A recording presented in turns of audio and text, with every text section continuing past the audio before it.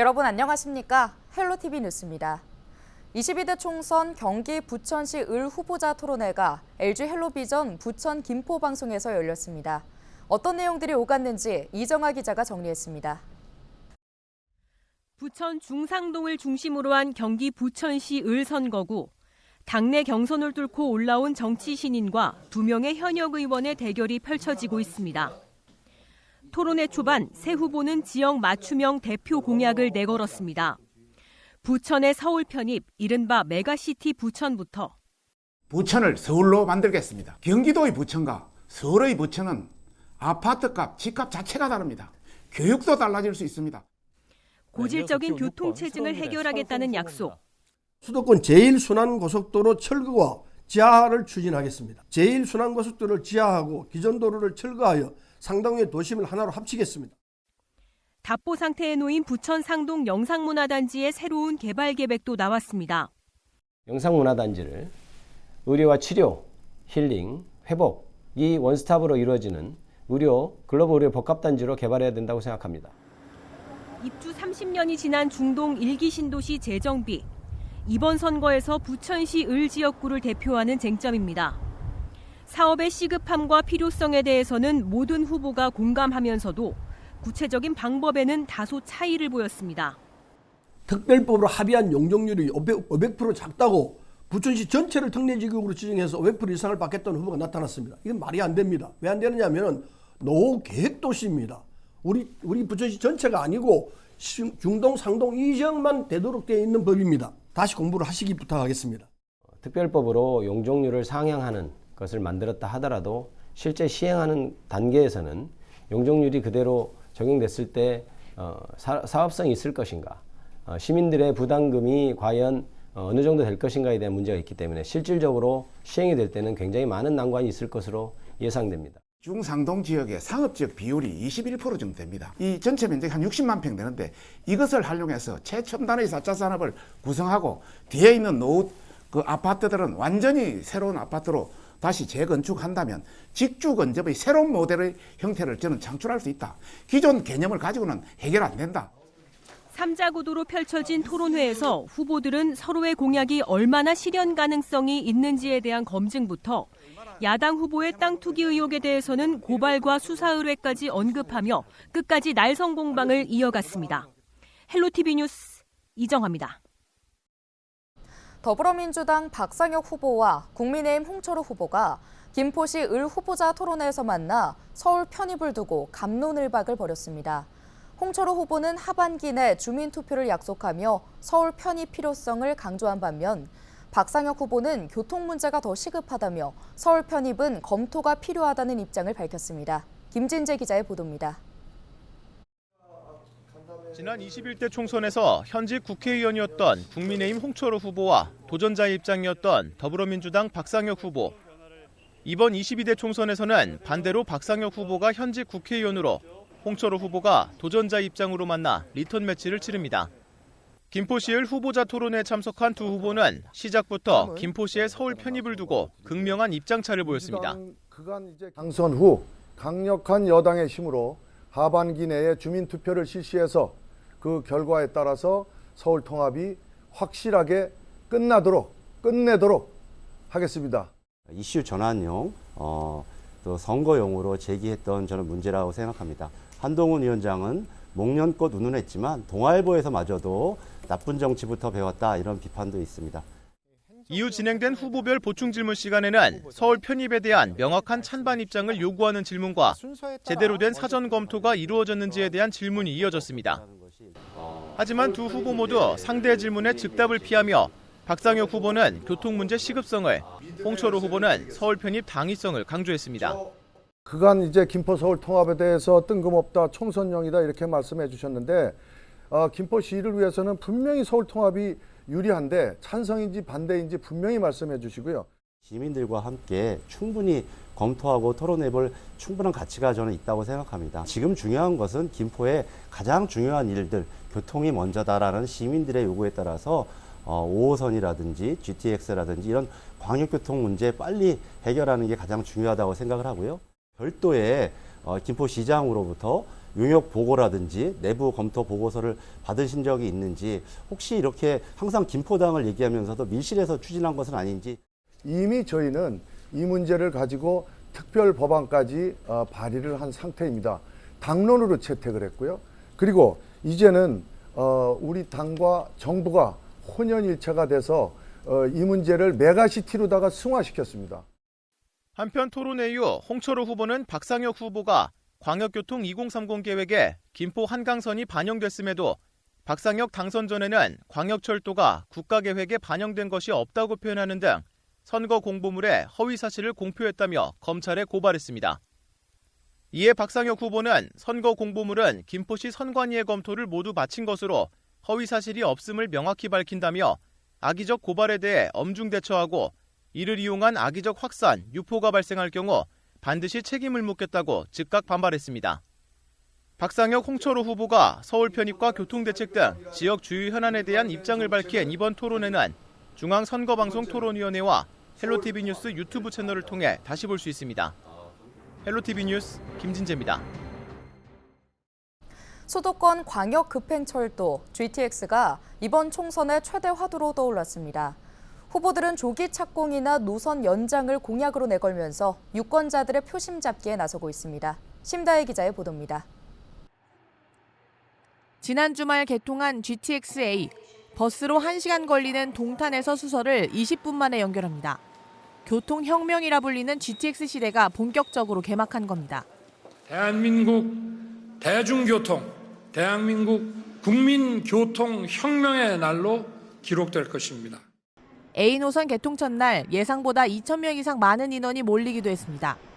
이렇듯 GTX에 대한 주민들의 관심이 모이는 상황에서 수도권 총선 후보들도 경쟁적으로 GTX 공약을 쏟아내고 있습니다. 경기 북부에선 양주와 수원을 잇는 GTX-C가 최대 화두입니다. 정부가 올해 초 동두천 연장을 약속했는데 현역 의원이 여당 후보는 이를 자신의 능력으로 내세우고 모든 사람들이 실현 불가능하다고 한 부분을 우리가 또 실현 가능으로 하는 것이 또 국회의원의 가장 큰 책무 아닌가 이렇게 생각합니다. 상대 후보는 연천 연장으로 맞불을 놓고 있습니다. GTX-C 노선을 연천까지 연장해서 남북 교류 경제 협력 시대에 선제적으로 대비하겠습니다.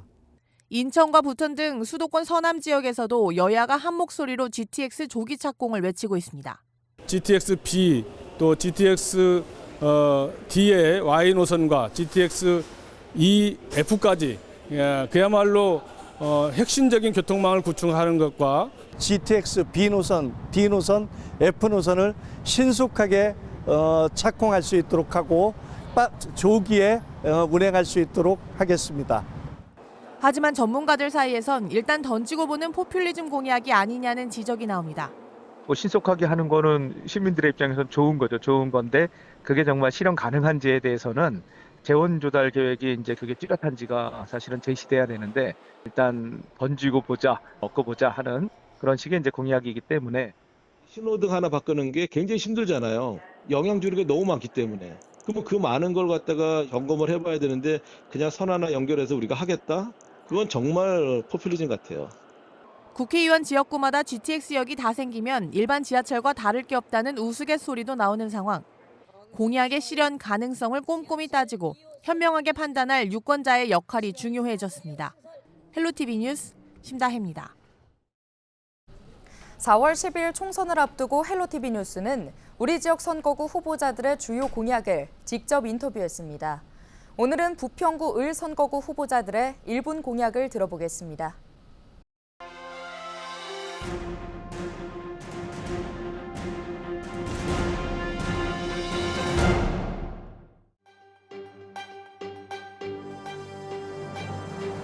첫 번째 공약은 우리의 생활과 소득 수준을 높이는 것입니다. 무엇보다도 주택담보대출금리를 낮추겠습니다. 은행이 누리고 있는 초과 수익, 이것을 없애고 주택담보대출금리를 낮춰야 합니다.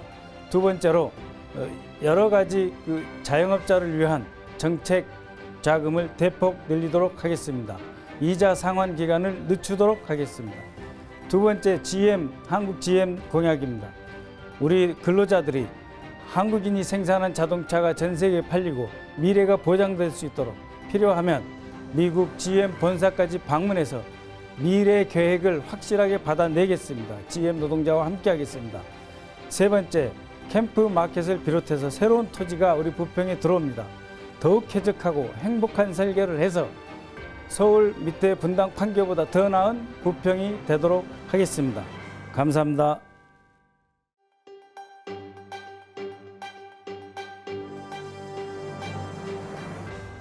제 첫 번째 공약은 7호선 급행열차입니다.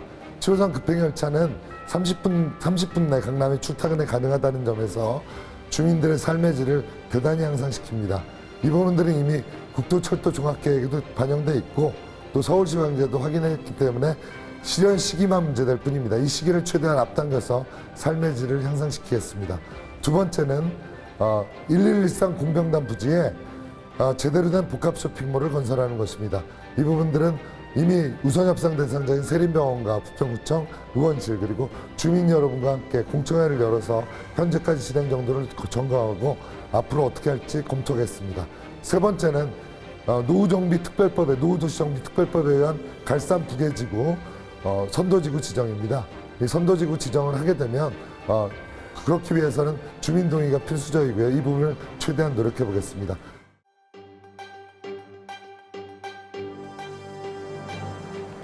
뜨거워지는 지구, 낯뜨거운 정치 꼭 바꿔내겠습니다. 저는 이번 총선에서 윤석열 정부 심판을 넘어서서 대한민국의 사회대 개혁, 미래 정치로 나아가겠습니다. 기후정의 정치, 차별받지 않는 평등 정치, 노동 정치로 나아가겠습니다. 국회의원이 된다면 우선 첫 번째로 윤석열 대통령이 거부권을 행사했던 노동자를 살리기 위한 법안인 노란봉투법 제정하겠습니다. 기후정의 기본법도 만들어내겠습니다. 누구도 차별받지 않는다는 헌법 정신을 살린 차별금지법 제정시켜내겠습니다. 국회의원들의 특권을 낮추는 그런 정치개혁도 만들어내겠습니다. 더불어 정체된 부평의 변화를 만들어내겠습니다. 부평 미군기지의 오염 정화 그리고 조기 개방이 이루어질 수 있도록 하겠습니다. 부평공원 그리고 부영공원 부평 미군기지 산보급단을 연결해서 부평 숲을 조성하겠습니다. 한국GM의 미래차 생산 기지화는 중요한 과제가 될 것입니다.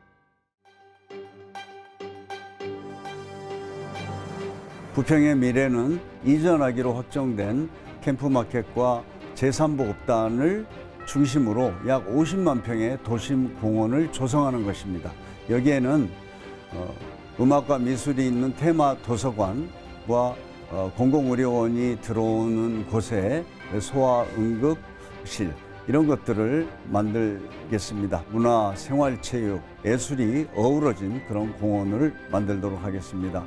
한국GM은 친환경차로 다시 공장이 지속되어야 합니다. 친환경차로 전환하기 위해서 정부가 지원할 수 있는 법적 제도적 토대를 만들었습니다. 이걸 바탕으로 반드시 한국에서 전기차를 포함한 친환경차를 생산하도록 하겠습니다. 굴포천은 우리에게 너무나 중요합니다. 지금도 굴포천이 많이 개선이 되었지만 앞으로 더 한 단계 더 좋은 환경으로 만들도록 하겠습니다.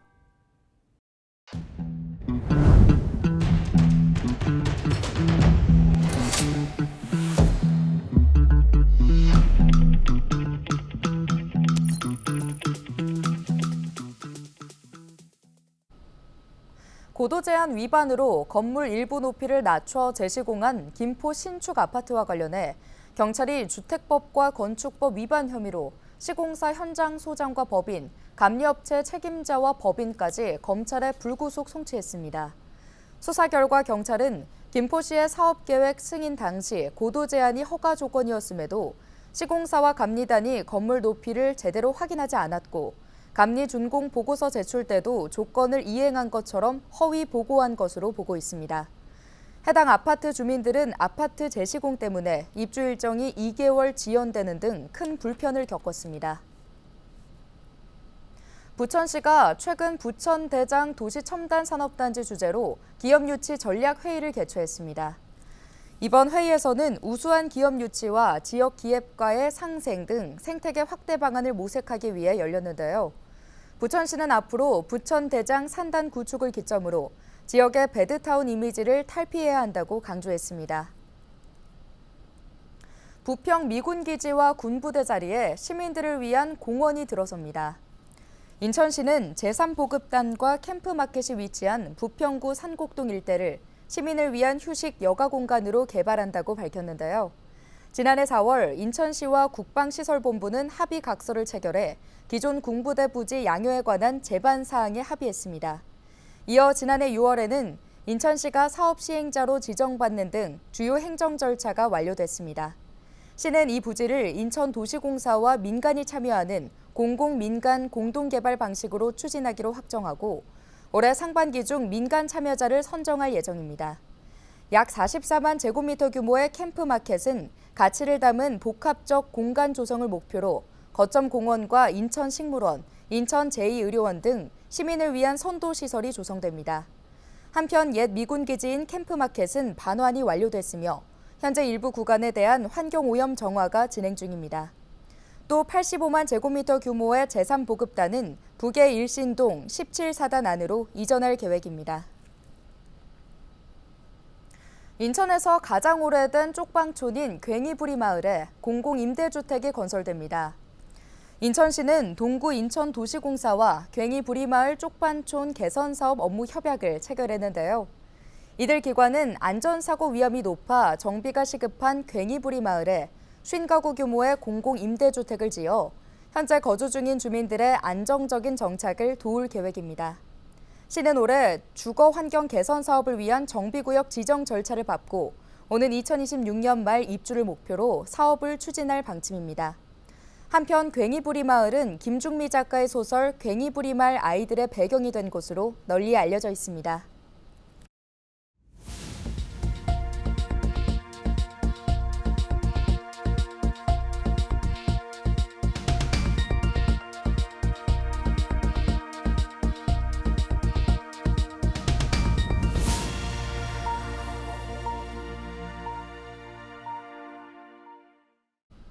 지난달 30일부터 이틀 동안 열린 제24회 원미산 진달래 축제가 모두 마무리됐습니다.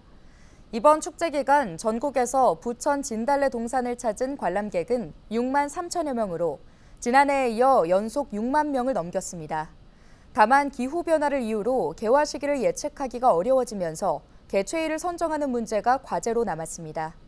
부천시는 앞으로 봄꽃 축제를 지역경제 활성화와 연계하는 방안 등을 검토하고 있습니다. 명태와 고등어 등 우리 수산물을 반값으로 구매할 수 있는 행사가 오는 21일까지 열립니다. 해양수산부는 수산업과 어촌의 소중함을 알리고 수산인의 긍지와 자부심을 고취하기 위해 제정된 오는 17일 수산인의 날을 기념해 이런 행사를 연다고 밝혔는데요. 행사는 오는 21일까지 마트 18곳과 온라인몰 26곳에서 진행됩니다. 행사 기간 소비자들은 정부 지원과 참여업체의 지원을 합쳐 최대 50% 할인된 가격으로 수산물을 구매할 수 있습니다. 할인 품목은 명태와 고등어, 오징어, 조기, 마른 멸치, 김 등으로 수입품이나 조미김 등은 지원 대상에서 제외됩니다. 오늘 준비한 소식은 여기까지입니다. 함께해 주신 여러분 고맙습니다.